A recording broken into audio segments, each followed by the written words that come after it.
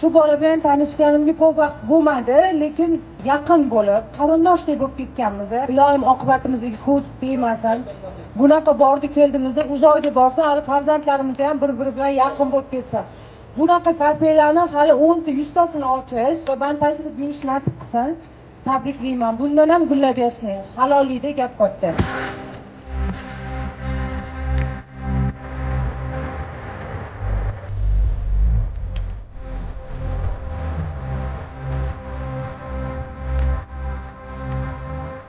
Amir viloyati o'ziga yarasha kuchli tomonlari bo'ladi.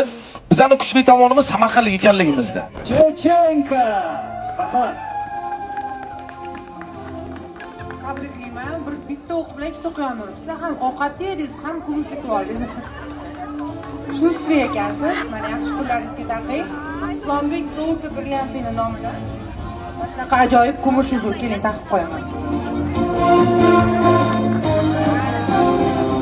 Кому подаришь? Маме или девочке? Своему девушку. У тебя есть девушка? Нет. Кому подаришь? Маме. Молодец. Поздравляем вас. Как раз uylanishingizda qizni qo'liga taqishga mana sizga uzuk. Tabriklayman.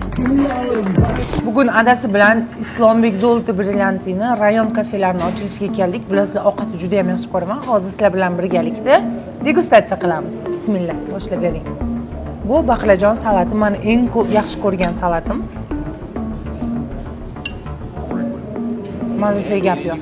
Yaponskiy salatga go'sht shunaqa shedri solingan, ko'rinishidan ham o'zi etib turibdi.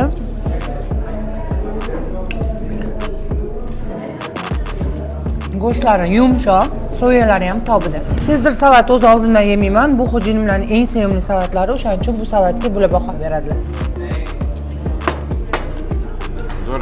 Qizlar, agar qayergadir ovqatlanishga kirsam, menyuda ovqat rasmi bo'lsa, juda ham g'ashim keladi. Ko'rinish qanaqa ekan deb, lekin Islombek kallasi ishlab Samarqandcha shunaqa zo'r diet kafe ochibdilar. Ko'rib turganlar-da, bu yoqdan kelib, qaysidan nechta yeyishinglarni aytsanglar, sizlarga chiroyli qilib solib isitib berishadi. Eng muhimi, har bitta ovqat ko'zinglarning oldida halol tayyorlanadi. Bu salatni Sezirga o'xshatdim, lekin bu Sezir emas ekan. Barcha salatlarni bilaman deb o'yladim, lekin men bilmaydigan salatlar ham bor ekan.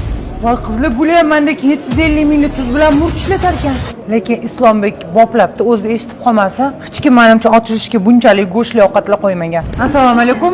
Nima ovqat yeb ko'rdingiz? Hozir men borsh yedim. Juda ham yoqdi. Salatlarni totib ko'rdim, hammasi ajoyib. Apichonlarga вообще gap yo'q. Rahmat. Yoqimli ishtaha. Nima yeb o'tiribsiz, odam ishtahasini ochib?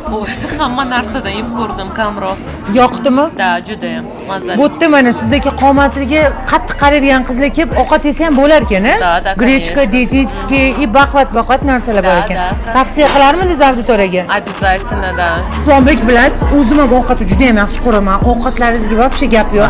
Hammadan uzr so'rab chiqdim. O'zim ham qidirdim, lekin kamchilik topa olmadim. Ilohim gullab yashnasin. Har doim Samarqandga kelganda endi qimmat restoranlarga emas, aynan mana shu hamyonbop joyga kirib ovqatlanaman. Inshaalloh. Yana bitta yoqqan tarafi, butun Samarqand bo'yicha dastavka bepul. Dastavka bepul va Samarqand region bo'yicha. Ya'ni bankda obedda ishdan chiqa olmaydigan o'qituvchi, banker hamma bemalol zakaz qilib yesa bo'ladi. Albatta. Juda ham zo'r narsa o'ylabdilar. Albatta zakaz qilib, sizlar ham yeb ko'ringlar.